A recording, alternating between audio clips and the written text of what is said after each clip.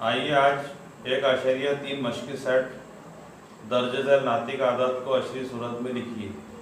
इसमें नंबर 1 है, question number 9/37। अब 9/37 का मतलब ये है कि 9 को 37 से तकसीम करना। जब हम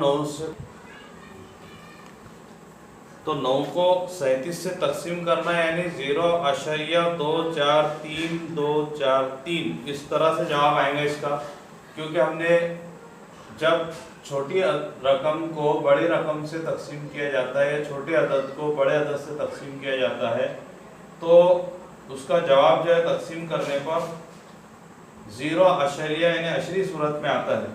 तो ऐसा अदद जिसको तकसीम करने पर उसका जवाब इस तरह है 0.243 फिर 2 4 3।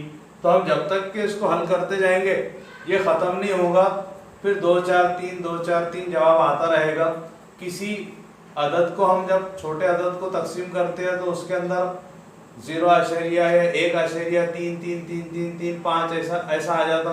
तो ऐसे आदत जो ख़त्म ना हो तकसीम करते करते उनको कहते हैं गैर मुख्ततम।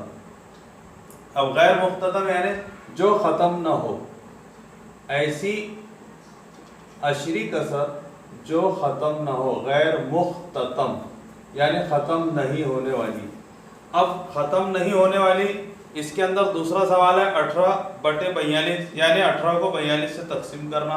तो इसका जवाब भी आप करके देखेंगे तकसीम, तो आपको इसी तरह आएगा 0.28571 फिर 4 2 8 5 7 इस तरह से आएगा।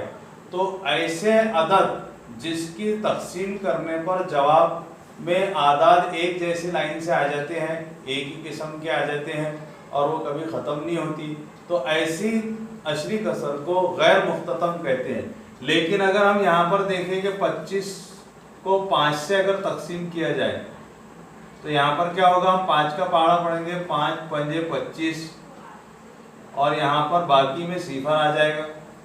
ये हो गई मुख्ततम, ये हो गई मुख्ततम यानी ख़त्म हो गए। यहाँ पर 0 आ गए, बाकी में 0 आ गया और यहाँ पर पूरा मुकम्मल अदद 5 आ गया, तो ये मुख्ततम कहलाएगी। लेकिन ऐसी कसर जो जिसको तकसीम करने पर इस तरह से अशरे के बाद 2 4 दिन वो ख़त्म ही नहीं हो रहे उसको गैर मुख्ततम कहते हैं।